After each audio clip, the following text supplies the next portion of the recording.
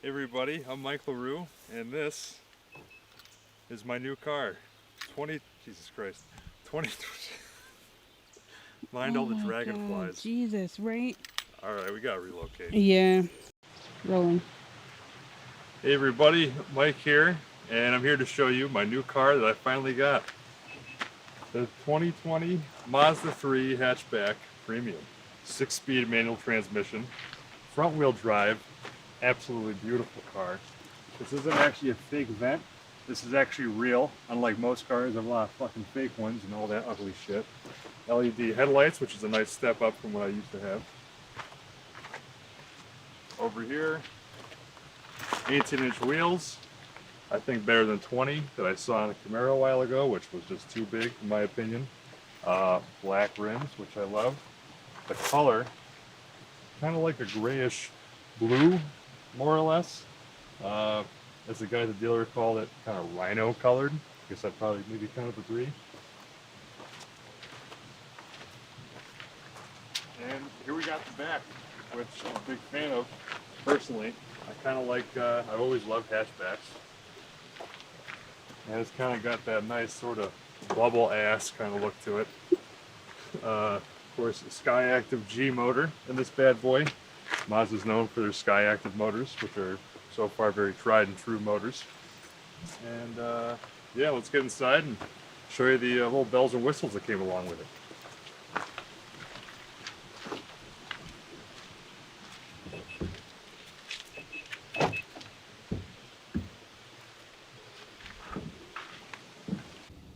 So here we are, we're inside the Mazda 3, and I have to say the interior I fucking love to death. It's not some cheapo plastic, it's actually a nice kind of leather going on, all dark, which I've heard some people tell me they feel a little claustrophobic having all this darkness in here, but I don't mind it. But of course I wear, you know, nothing but dark anyway. 6-speed manual transmission, of course, I had to have 6-speed. And the infotainment screen over here is actually quite tasteful in my opinion. Most of them have a little touch screen and all that shit. This one, however, is not a touch screen. In fact, you end up using this dial over here and circle through the menus, a little home button, back button, a little shortcut for your music, navigation, control the volume, and a little knob right here. Electronic parking brake, which is really weird to get used to. It also has a little button called auto hold, which from what I understand, when you get to a stoplight, if you have the car in neutral, it'll keep the car from rolling back on you. I don't know, it doesn't really seem that useful to me. I guess it is for some, but I don't mind just holding the brake down the whole time. Of course, you got your usual little buttons and stuff like that on here on the steering wheel. Turning up your volume, skipping songs, making a phone call, setting your cruise control, etc., etc. The dashboard here, the RPMs on the left, and then the heat and the gas on the right are the actual only analog gauges. The one in the middle here, let's see if I can find the button, is actually digital. Right, so you can change it however you like. If you want to have a display with that, you just see the miles per hour. I believe it shows the car there, get an idea where you are on the road. If you're going too far left, too far right. It has a lane keep assist. So if you go a little bit to the left and end up going over the yellow lines, it'll say, hey dickhead, you know, you're not driving very good. It'll kind of start to move you over a little bit on its own. But personally, I don't like this view. I'd rather just put it on that. And yeah, of course, AC, you can change it on both sides. If she wants it 72, I want it 65, you can do that, but we'll shut that off for now. Heated seats, front and rear windshield defroster. Yeah, also, another thing I really love about this thing is the armrest. I'm a big fan of the armrest. It's really wide, so it makes it real nice when sitting here using the shifter. Also, slide back, you can fold it up, where you can store your very necessary hand sanitizer, right? A little 12 volt here, another USB port here. This also comes with Android Auto, which sucks dick, and Apple CarPlay, which I hear sucks less dick, which you end up hooking up here. And a sunroof, of course, little sunglass holder. This little thing's interesting. You can just tap it, and that will open it up, or you can, when you close it, tap it back. Goes all the way back automatically. So yeah, pretty neat. Also, oh yes, Bose surround sound system in here. Back seats, which actually have a decent amount of room. I probably wouldn't want to be back there all day, but you know, not bad. If you want to carry a small child, which I never will, if anything, maybe an adult, hopefully a very small adult. Yeah, what else? Yeah, Bose surround sound system. All 4 windows go down, which is sweet. I know some cars only go down about halfway, or you know, shit like that, or maybe they don't go down at all because they're fixed. None of that shit. 4-door. Another little neat thing, when you put this bad boy in reverse, the left mirror here will angle down, so it actually will point towards the curb, so you can kind of see where you're at. It does it automatically as soon as you take it out of gear, or out of reverse, put it back in neutral or first gear, it goes back to normal, or where you had it set. Yeah, gas mileage has been awesome. I've been averaging probably about mid-30s, give or take, which is really, really good. So yeah, very fuel efficient. Car heats up very quick, stays at ideal temp. Yeah, so far I love it. Let's take it for a ride and talk a little bit more about that shit. Another sweet thing I love about this thing is the seats are so fucking comfy. They got full lumbar support. You can move it, of course, forward and back, tilt it forward and back. Another cool thing, you can go up and you can go down. That's fucking cool, man. So you can set this wherever you want. Telescopic steering wheel. I have it all the way out, pretty much, personally, because I have long ass legs. But, oh man, they spared no expense at making a really sweet interior and making the ride very comfortable for the driver. And for that, I very much appreciate Mazda. Just thank you, Mazda. Yeah, great car. So far, I love it. Hopefully, I'll continue to love it. And hopefully, this won't be my last one I'll ever have. Okay. All right, we good? Yeah. All right. All right, so we're cruising along here in the Mazda 3 hatchback. And this thing is a very, very quiet ride. It feels like you're driving in like a BMW, which is fucking very nice. I got the AC going right now just to cut down any road noise. I tend to usually just have the windows down. But yeah, suspension is fantastic in this thing. It's a little stiff for sure, which I know turns some people off. I don't mind. My CR-V was already kind of stiff, so I'm already kind of used to it. But man, is it handled, man. This thing handles really well around corners and shit. The clutch is very smooth. The shifter also very smooth. It gives a nice gratifying little like notch into place without feeling too clunky. It's not too smooth. Sometimes too smooth kind of worries me a little bit.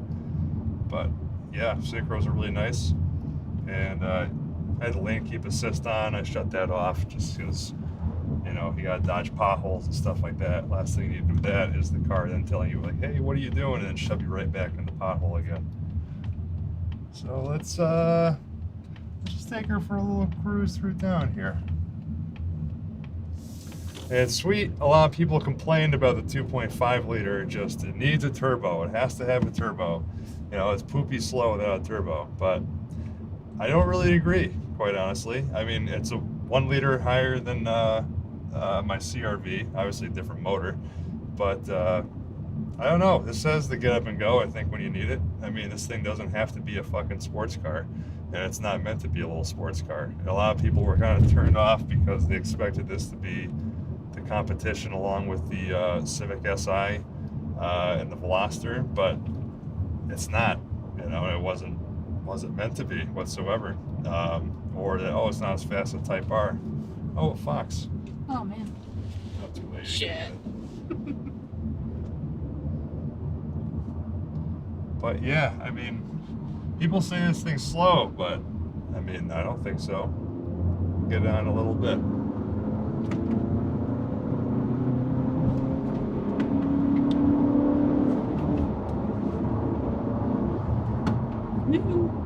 Yeah, it's really not bad with the rev hang, I think.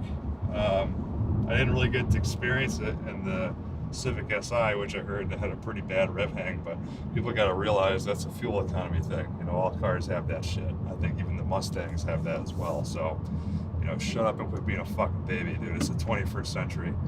If you want a fuel efficient car, you're gonna have things like that. You know what I mean? Who's day to day racing the snot out of their car?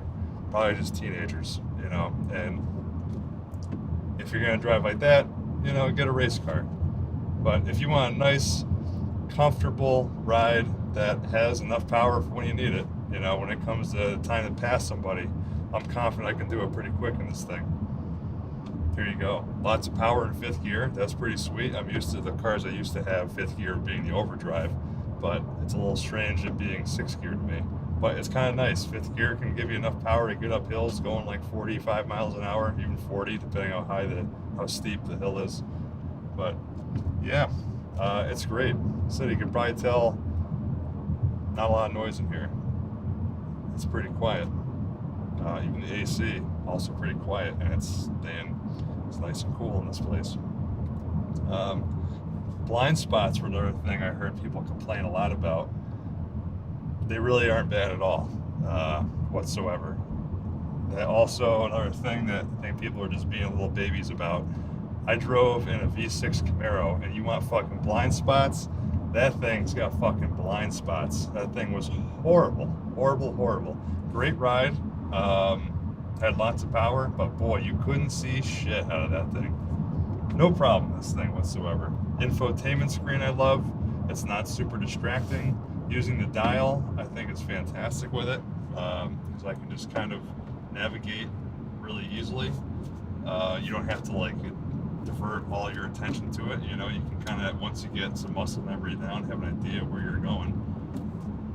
Yeah, they were quite smart with designing this car, I think. Transmission feels good. Of course, you know, it's a brand new car, so of course it's going to feel good. But yeah, motors feels nice. Stops well. You know, four-wheel disc brakes. Yeah, I don't really know what else to say other than so far I love this car. I love it a lot. I've had nothing but a good experience so far driving this. And I hope to have this car for a long, long, long time. Hopefully at least as long as we Honda CR-V, if not a little longer. Mazda has been doing a good job lately from what I've been hearing. Once they got rid of that crappy, I think it was 8-speed Ford shitty automatic transmission, the CVT, and then actually designed their own designed their own transmission that actually has a clutch in it itself, they've been a hell of a lot more reliable. I want to say that started maybe in 2017 or something like that. So they're doing a good job, man. They're an underrated company. You don't hear a lot about them all the time, but it seems like they're knocking it out of the park, and they're actually engineering their fucking cars well, and they're not, you know, they're not skimping. And yeah, man, hopefully there's going to be a lot more Mazdas on the road for a long time. In fact, the place I went to go buy this, I noticed after one drove this and decided that I'm getting this car, I saw them everywhere. I mean, there were literally Mazdas everywhere. There's a lot more of them than I realized on the road, which, you know, not a bad thing. That just says something right there. It says they're doing a good job. So, yeah, for anybody who's wondering what your next car is going to be, right now I say consider a Mazda. So far, I've enjoyed it. Any cars I've had from Japan have been incredibly reliable, which has mostly been Hondas. Honda's a little sketchy right now with their reputation, but yeah, you know, this one kind of snuck up on me. I just sort of discovered this one night after feeling like I was not going to have a very good opportunity to find something else because I was hell-bent on a manual transmission. And yeah, I'm glad I stumbled upon it. So far, I love it. So yeah, thank you guys for watching. And we'll see you next time, probably with something not car related. We'll go back to video games again. But I had to, since I finally got it, I had to actually share the video of the vehicle. And we'll see you guys next week. Bye-bye.